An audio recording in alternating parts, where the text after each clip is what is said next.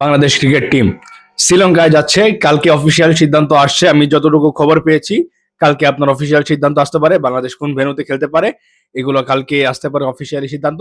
আর যাই হোক, আলোচনা করি ক্রিকেট বোর্ডকে নিয়ে। এই ক্রিকেট বোর্ড কি সেই ক্ষমতাটা ছিল কিনা ইন্ডিয়া থেকে বিশ্বকাপটা সরিয়ে শ্রীলঙ্কায় নেওয়ার মতো, যদি বাংলাদেশের সরকার হস্তক্ষেপ না করতো, এই ক্রিকেট বোর্ডের কি সেই ক্ষমতা ছিল কিনা সেটা নিয়ে একটু আলোচনা করি। দেখেন, প্রেস কনফারেন্স আপনারা হয়তো অনেকে দেখেছেন, যেখানে রিয়াসাত আজিম ভাইরা বিভিন্ন সাংবাদিকরা বুলবুল ভাইকে আপনার প্রশ্ন করছিল, একটা উত্তরও সে ঠিক মতো দিতে পারেনি এবং উত্তরগুলো সে দিতে চাইছিল না। সে মানে একদম সেফ সেফ সেফ উত্তরগুলো দিতে চাচ্ছিল। মানে তখন বোঝা যাচ্ছিল যে বাংলাদেশ ক্রিকেট বোর্ড সে হয়তো আগ্রহী না ইন্ডিয়াতেই যেয়ে খেলবে, কারণ অত লজ্জা শরম নাই, একদমই লজ্জা শরম নাই ক্রিকেট বোর্ডের। মানে এখানে তো বসেছে নোংরামি করে বসেছে এই ক্রিকেট বোর্ডে, অত বিন্দু পরিমাণ লজ্জা শরম নাই এই ক্রিকেট বোর্ডের। এই কারণেই তার কোনো যায় আসে না। আজকে যদি আমার মোস্তাফিজকে যদি কেউ অপমান করে, মোস্তাফিজকে যদি কেউ ছোট করে, এই বাংলাদেশকে যদি কেউ ছোট করে, তাহলে ভাই এটা আপনার আমার গায়ে লাগে, আমাদের মতো সাংবাদিকদের গায়ে লাগে, আপনার পুরো দেশেরই গায়ে লাগে, কিন্তু তাদের গায়ে লাগে না। আসলেই ভাই, কিন্তু এই বুলবুল এখানে যারা বসে আছে ফাহিম, এদের গায়ে লাগে না, একদমই এদের গায়ে লাগে না। যদি বাংলাদেশকে আজকে অপমান করে, এদের গায়ে লাগে না, এরা এগুলা দেখার সময় নাই। বিপিএলটা আপনারা দেখেছেন কিভাবে আয়োজন করেছে।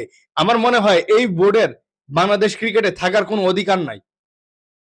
আজকে যদি আসিফ নজরুল, রিজওয়ানা, তারপর আপনার যদি ফারুকিরা যদি আপনার চাপ না দিতেন এই ক্রিকেট বোর্ডকে, আমার মনে হয় না এই ক্রিকেট বোর্ড কোনো কিছু করতে পারতেন।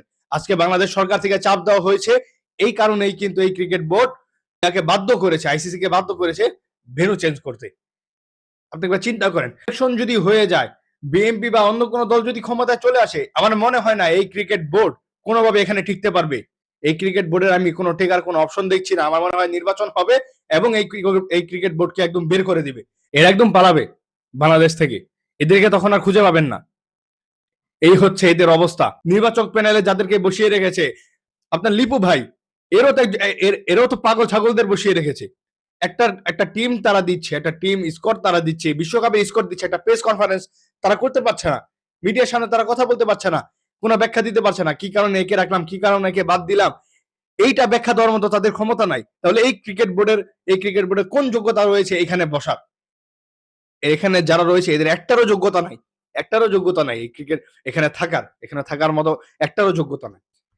এই হচ্ছে বাংলাদেশ ক্রিকেট বোর্ডের অবস্থা। আপনারা আমার চেয়ে আরো ভালো জানেন, আপনারা নিউজ টিউজ দেখেন, আরো ভালো জানেন আমার থেকে এই ক্রিকেট বোর্ড যে কি করেছে, কি নোংরামি খেলা খেলে ক্রিকেট বোর্ডে বসেছে। সেই বিষয় নিয়ে আর কিছু বললাম না। আপনারা এই কমেন্টে জানাতে পারেন। ভালো থাকবেন, সুস্থ থাকবেন। ধন্যবাদ সবাইকে।